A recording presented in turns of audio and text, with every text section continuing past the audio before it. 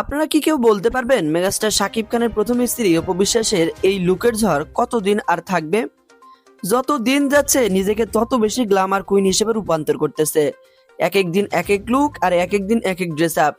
সবকিছু মিলিয়ে এই মুহূর্তে আলোচনার ট্রেন্ডিং নাম্বার ওয়ানে রয়েছেন মেগাস্টার শাকিব খানের প্রথম স্ত্রী অপু বিশ্বাস। নিজেকে ভিন্ন ভিন্ন লুকে প্রেজেন্টেশন করতে তিনি ভালোবাসেন।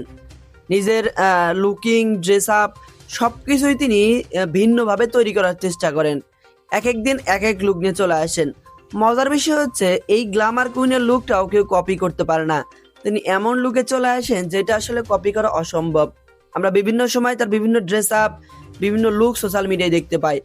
মজার বিষয় হচ্ছে তিনি যেই লুকেই মিডিয়ার সামনে আসেন সেই লুকটাই ভাইরাল হয়ে যায়।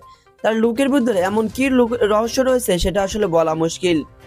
সাকিবের প্রথম স্ত্রী আমাদের প্রত্যেকেরই জানা, ডিভোর্স হয়ে গেছে অনেকদিন আগে, এইটাও আমরা জানি। সাকিবের পথ চেয়ে তিনি অধীর আগ্রহে বসে থাকেন কখন সাকিব খান ফিরবেন। সাকিবের জন্য নিজেকে বোধহয় অন্যভাবে তৈরি করেছেন।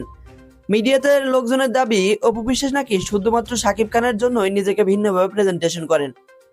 অনেকেই ভেবেছিল হয়তো মিডিয়া থেকে হারিয়ে যাবেন, কিন্তু তিনি হারাননি। নিজেকে এমন ভাবে গড়ে তুলেছেন যে সোশ্যাল মিডিয়ার একটা বড় ভিত্তিপ্রস্তর স্থাপন করেছেন। তেনার মতো বাংলাদেশে অনেক নায়িকা রয়েছেন সিনেমায় সেভাবে আলোচনায় নেই, কিন্তু অপু বিশ্বাসের বেলা বিষয়টা ভিন্ন। তিনি সিনেমার কাজ করেন না অনেক দিন হলে, তবুও তিনি সবসময় আলোচনায় থাকেন।